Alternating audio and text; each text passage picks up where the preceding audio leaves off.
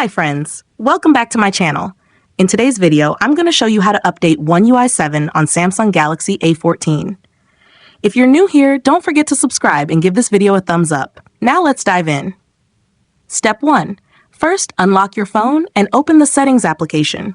The Settings app is where all the magic happens. You can change everything from display settings to privacy, security, and more.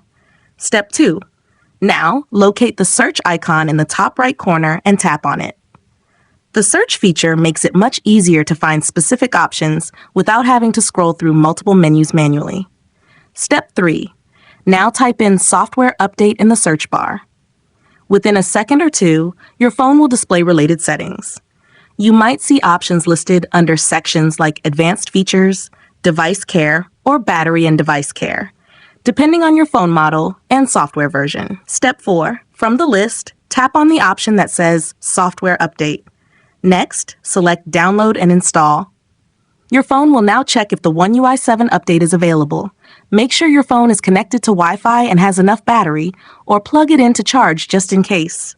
Step 5. For the last and most important step, if the update is available, you'll see a download button. Tap it, and your phone will begin downloading One UI 7.